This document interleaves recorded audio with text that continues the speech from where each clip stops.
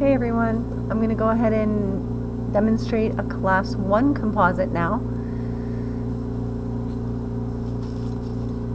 First thing we want to do is take a very good look at the prep itself and make sure that you remember what the outline looks like, because you do not want to have composite material anywhere other than right inside and at the cavo surface margin.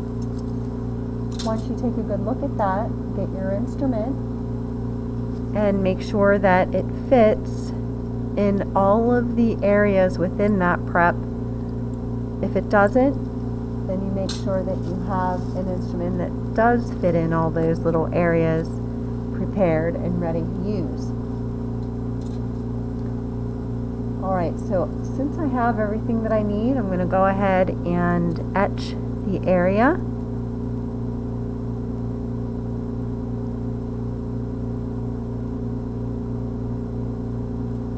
Leave that on for 10 seconds.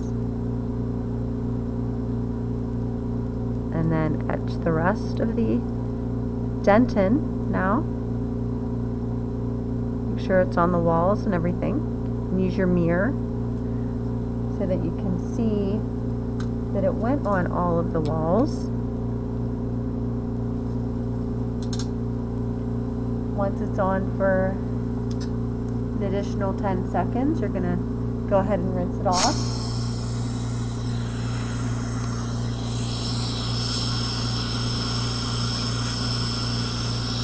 Trying to work around this camera, so bear with me here.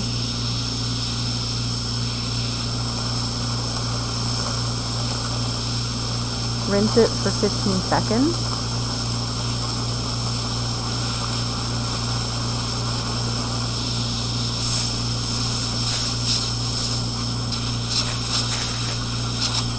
And dry the area.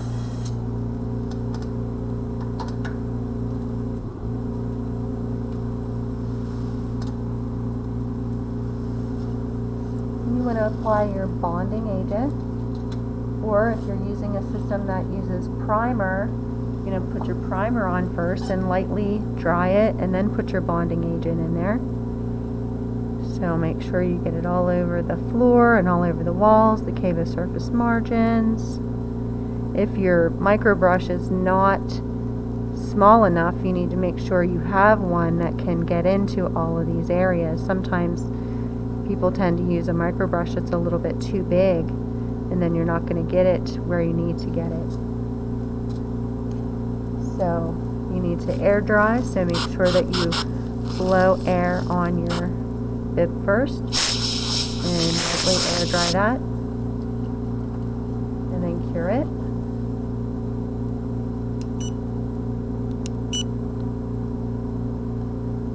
Try to keep the lens parallel or perpendicular. Would it be parallel? Yeah, to the prep. In other words, don't come out here and try to cure it. Okay. Alright, so again, if you were going to use flowable, you would put flowable in there, and then you would use the tip of the flowable, or you could use your Explorer and you could make sure the flowable went into all the corners and then cure it. I am just going to go to my composite, so I'm going to put a little bit in on the floor, and then see how I wipe the tip off with the tooth. That's how the composite ends up staying nicely into the tooth. And use my plastic instrument and start condensing this into all of the little areas within the floor and the walls. My first increment, so push it against using the side of the instrument, use the tip to push it down onto the floor. Make sure you get it into all of those walls.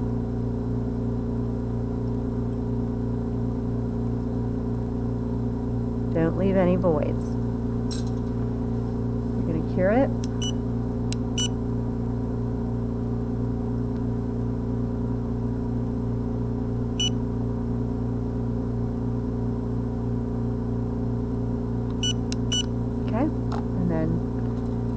continue with your layers.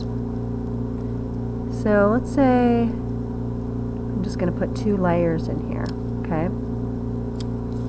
You do not have to overfill when you're using composite, but you just have to make sure that you have enough material in here to begin with so you don't underfill anything, okay? Watch your light, your curing light or your overhead operatory light, because if it is shining brightly into your restoration, it'll end up curing it. Notice I'm using the side of my nib of the plastic instrument and I'm pushing at an angle. So here's the buckle groove, lining it up with the buckle groove and pushing down at an angle there, and then going to the central fossa and angling it and pulling it out the lingual groove. I'm working on the fossa here and working on my fossa here, and then removing any additional material that I don't need. Okay, so what I'm going to do before I mess with the Cavo surface margin is I want to show you how to use the acorn burnisher. So this is very helpful. You don't always want to use the teeny tiny one. You want to put the acorn burnisher right where you want your fossa, okay? I don't want you to pull straight up because it's just going to leave this little pit. So when you put this in, you want to kind of slightly tilt it and pull out, making sure that you're sealing the margin there, okay? You don't want to feel like it's catching anywhere, but this is going to make a really nice fossa. You can put it in the center and do the same thing there.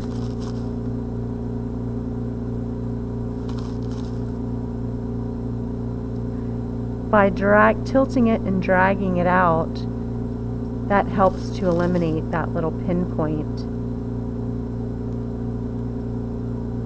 that the acorn can tend to make.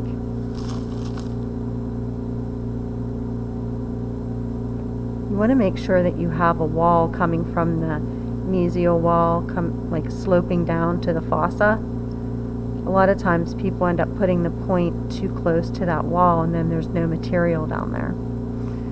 Okay, so you can clearly see there's the distal, fossa, central, mesial. Okay, I don't love them right now because I have transverse ridges right here and here that are kind of sticking up straight across, and I have to fix that, and this is how I'm going to do it. I'm going to use my paddle. I put a little bit of bonding agent on it, and then I take the instrument right in the center of the transverse ridge and make like a little groove there, and then I go from that groove and pull the paddle. I make like that triangle. So this one was on this side of the triangle, and then I slide it up and out, and then I do the same thing over here and slide it up and out, and then you have to come to this side and do the same thing.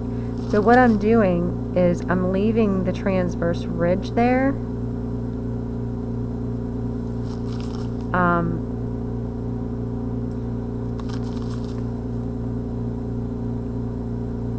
so if you feel it, I'm going to have to go back in to make sure that these Cavo surface margins are nice and flush. You want to remove anything extra. So right here's the Cavo surface margin. Okay, that's where the filling and the tooth meet. You want to make sure that's nice and clean.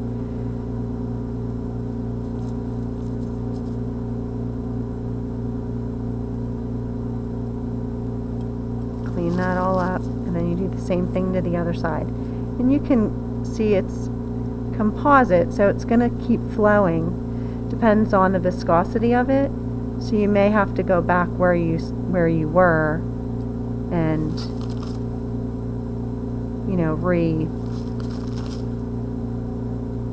put your fossa in or whatever details you wanted in there. they might slowly fade away depending on how long you're taking.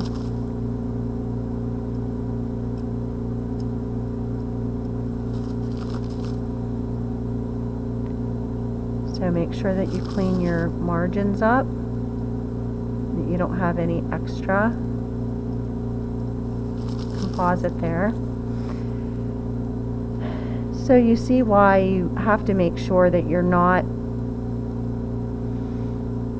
overfilling this last layer, because if you do, then you're not going to be able to put your anatomy in there.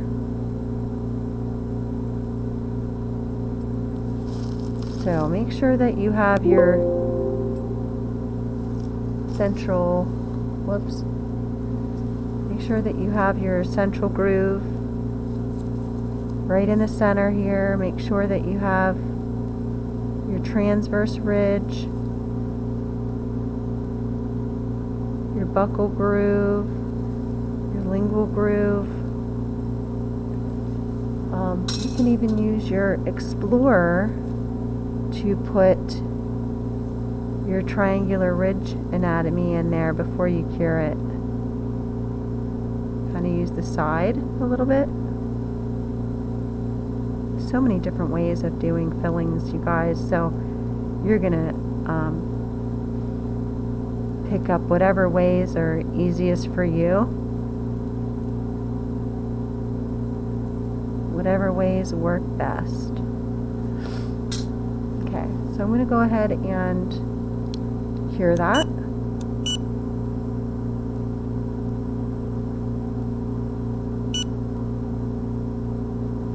You better hurry up with this video, or that's going to die because I don't have it plugged in.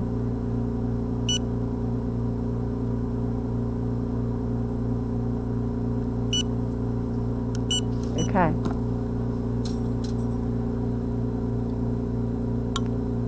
So basically I have everything that I need in there. I have the transverse ridge, I have the grooves going through, I have the fossa on both mesial and distal sides. And so now I just have to make sure everything's nice and smooth. I'll start another video with polishing that. See you soon.